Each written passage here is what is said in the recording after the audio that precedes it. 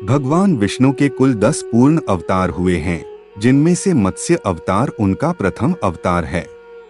यह अवतार उन्होंने एक कल्प के अंत तथा एक नए कल्प के निर्माण के समय लिया है, अर्थात एक युग के अंत होने पर जब नया युग शुरू होता है तब उन्होंने इस अवतार को लिया है। एक बार हयग्रीव नामक एक दैत्य ने वेदों को चुरा लिया। वेदों को चुरा लिए जाने के कारण ज्ञान लुप्त हो गया और चारों ओर अज्ञानता का अंधकार फैल गया और पाप तथा अधर्म का बोलबाला हो गया। तब भगवान विष्णु ने धर्म की रक्षा के लिए मत्स्य रूप धारण करके हयग्रीव का वध किया और वेदों की रक्षा की।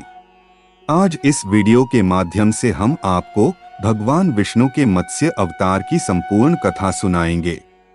कल्प के अंत के समय एक महान राजा सत्यव्रत राज किया करते थे, जो भगवान विष्णु के बहुत बड़े भक्त तथा धर्मपरायण राजा थे। एक दिन राजा नदी में स्नान करने गए। स्नान पूर्ण करने के पश्चात जब राजा अंजलि में जल भरकर तर्पण करने लगे, तब उन्होंने देखा कि उनकी अंजलि के जल में एक छोटी सी मछली भी आ गई है। तब उन्होंने उस मछली को नदी के जल में बहा देने का मन बनाया, परंतु जैसे ही वह ऐसा करने लगे, अचानक से वह मछली बोली, हे राजन, मुझे समुद्र में वापस ना छोड़े। यदि आप मुझे समुद्र में वापस छोड़ देंगे तो बड़ी मछलियां मुझे खा जाएंगी। कृपया मुझे अपने साथ ले चलें। मछली की विनती सुन सत्यव्रत को उस मछली पर दया आ गई और उन्होंने उस मछली को अपने कमंडल में डाल दिया। लेकिन एक रात में मछली का शरीर इतना बड़ा हो गया कि कमंडल छोटा पड़ने लगा। तब राजा ने मछली को निकालकर मटके में डाल दिया। वहां भी मछली एक रात में बड़ी हो गई। तब राजा ने मछली को निकालकर अपने सरोवर में डाल दिया। अब वह निश्चिंत थे कि सरोवर में वह सुविधापूर्ण तरीके से रहेगी। लेकिन एक ही रात में मछली के लिए सरोवर भी छोटा पड़ने लगा।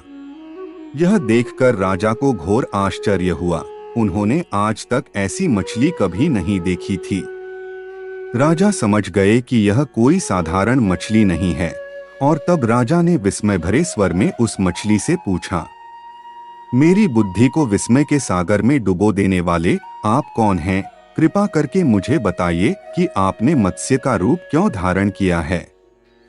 तब राजर्षि सत्यव्रत के समक्ष भगवान विष्णु ने प्रकट होकर कहा, हे राजन, हयग्रीव नामक दैत्य ने वेदों को चुरा लिया है।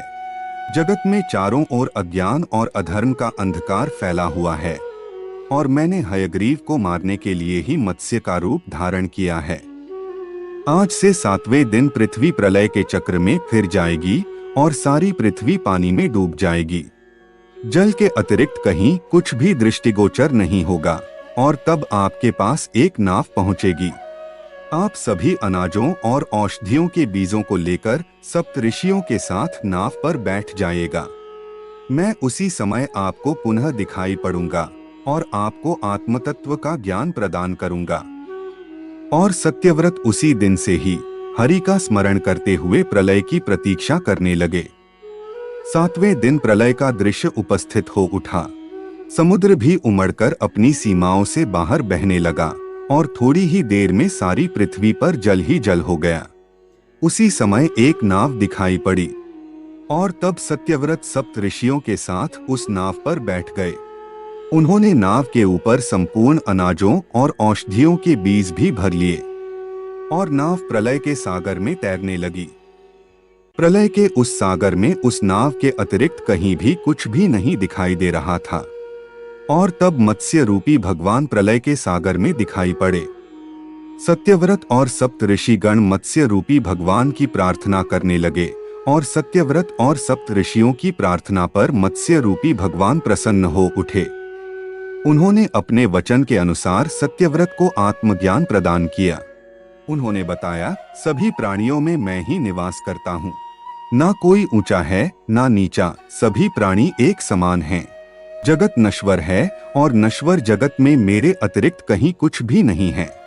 जो प्राणी मुझे सब में देखता हुआ जीवन व्यतीत करता है, वह अंत में मुझ में ही मिल जाता है। मत्स्य रूपी भगवान से आत्मज्ञान पाकर सत्यव्रत का जीवन धन्य हो उठा और वह जीते जी ही जीवन मुक्त हो गया।